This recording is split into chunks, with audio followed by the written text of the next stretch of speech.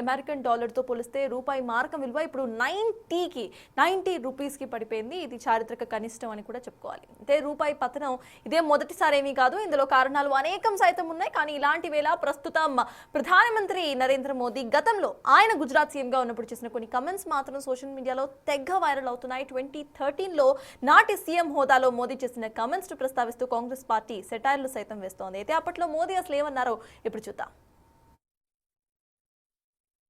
ऐसे नहीं होता मित्रों, मैं शासन में बैठा हूं, मुझे मालूम है इस प्रकार से रुपया इतनी तेजी से गिर नहीं सकता। अरे ये नेपाल का रुपया नहीं गिरता है, बांग्लादेश की करेंसी नहीं गिरती है, पाकिस्तान की करेंसी नहीं गिरती, श्रीलंका की करेंसी नहीं गिरती। क्या कारण है हिंदुस्तान का रुपया पतला होता जा रहा है? ये जवाब देना पड़ेगा आपको, देश आपसे जवाब मांग रहा है। సార్ ఇదొక ఇష్యూ అయితే the same time finance minister Nirmala Sitharaman రీసెంట్గా చేసిన ఒక కమెంట్ సైతం ఇప్పుడు వైరల్గా మారింది. రూపీ వాల్యూ 90 రూపీస్కి పడిపోవడం పెద్ద మనం చర్చించుకోవాల్సిన అంశం ఏమీ కాదు.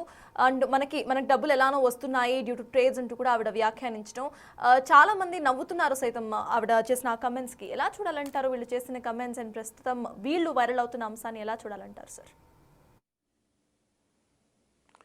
అంటే ఇప్పుడు ఆ మోడీ బయట చూస్తే అది మోడీ వాయిసా రాహుల్ గాంధీ వాయిసా డౌట్ వస్తుంది. మనకు వాయిస్ మోడీదే, కానీ మాట్లాడేది రాహుల్ గాంధీ మాట్లాడాల్సిన వాటిలో ఇప్పుడు మోడీ మాట్లాడుతున్నాడు. టైం పీరియడ్ తెలియకపోతే కన్ఫ్యూజ్ అవుతారు. ఎందుకంటే 2013లో జరిగిన పరిణామం, 2013లో రూపాయి పతనానికి కారణం అప్పుడు టాపర్ టాంట్రమ్ అంటారు.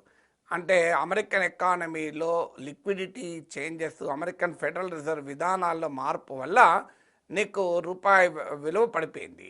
సో దాన్ని ఒక పొలిటికల్ వెపన్గా మోడీ మార్చుకున్నాడు. ఇప్పుడు మరి 90 రూపీస్ అయినా దాని మీద కనీసం రెస్పాండ్ అవ్వడానికి కూడా రెడీగా లేడు, రియాక్ట్ అవ్వడానికి రెడీగా లేడు. పైగా రూపీని డిఫెండ్ చేస్తానికి కూడా ఆర్బీఐ సిద్ధంగా లేదు. మీకు 2023-24, 2024-25 అంటే ఈ 2 ఏళ్లలో మీకు every month reserve bank of India $40 to $43 billion మార్కెట్లో రిలీజ్ చేసి మార్కెట్లో సెల్ చేసి రూపీని కాపాడింది, రూపీని నిలబెట్టే ప్రయత్నం చేసింది. ఇప్పుడు ఏప్రిల్ టు నవంబర్ మధ్య కాలంలో హార్డ్లీ $10 బిలియన్ కూడా ఆర్బీఐ విడుదల చేయలేదు. అంటే చాలా క్లియర్గా ఆర్బీఐ ఇంటర్వెన్షన్ తగ్గింది. ఎందుకంటే ఈ ప్రభుత్వం నమ్మేది రూపాయి ఇంకా దిగజారాలని. ఎందుకంటే మీకు state bank of India research, state bank of India ప్రభుత్వ బ్యాంక్ అది. So state bank of India research ఏం చెప్తుంది, రూపీ ఇప్పటికే ఓవర్ వాల్యూగా ఉంది, ఇంకా పడిపోవాలి. రూపాయి పతనం అయితే ఎక్స్పోర్టర్లకు లాభం అని, రూపాయి పతనం అయితే ఎక్స్పోర్టర్ లాభము అనేది థియరిటికలీ కరెక్ట్. కానీ రూపాయి వాల్యూ పైన ఎక్స్పోర్ట్స్ ఆధారపడి ఉండవు. గ్లోబల్ డిమాండ్ పడిపోతున్న సమయంలో నువ్వు ఎంత చీప్గా వస్తువులు అమ్మినా కొనేవాడు ఉండడు. అమెరికా టారిఫ్ల నేపథ్యంలో మనకు ప్రపంచంలో ఎగుమతులు ఒక పెద్ద ఛాలెంజ్ని ఎదుర్కొంటున్నాయి. అందువల్ల అది కేవలం రూపీ వాల్యూతో లింక్ అయి ఉన్నది కాదు. అందువల్ల మోడీ ప్రభుత్వం రూపీని డిఫెండ్ చేయడానికి రెడీగా లేదు. So that is the policy of the government. So ఆ పాలసీని మనం రైతారంగా విశ్లేషించవచ్చు. అందువల్ల ఆ రోజుమో యూపీఏ ప్రభుత్వ హయాంలోమో రూపాయి పతనం ఏదో దేశమే దిగజారినట్టుగా శ్రీలంకది పడతలేదు, పాకిస్తాన్ పడతలేదు, ఇండియా ఎందుకు పడుతుంది.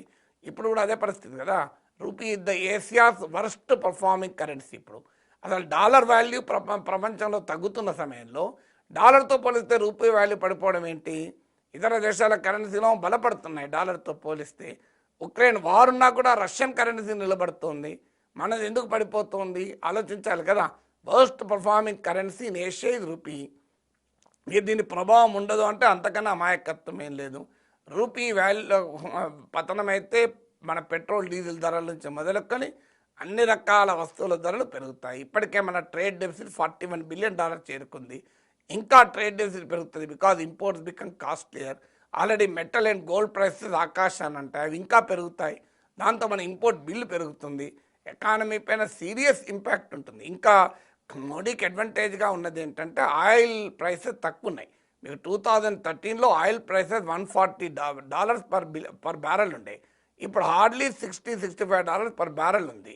నిజంగా ఆ రోజు రూపాయి పతనం అనేది ఇంకెక్కువ ప్రభావాన్ని చూపింది. ఎందుకంటే ఆయిల్ బిల్లు, ఇంపోర్ట్ బిల్ మన మొత్తం ఇంపోర్ట్లో 1/3. సో అందువల్ల ఇప్పుడు ఆ బెనిఫిట్ లగ్జరీ కూడా మోడీకి ఉంది. సో అప్పటితో పోలిస్తే సగానికి సగం లేదు ఈ ఆయిల్ ప్రైసెస్. అందువల్ల రూపీ విషయంలో నరేంద్ర మోడీ ఆ రోజు చేసిన రాజకీయాలు ఇప్పుడు ఏమైనా ప్రశ్న అనివార్యంగా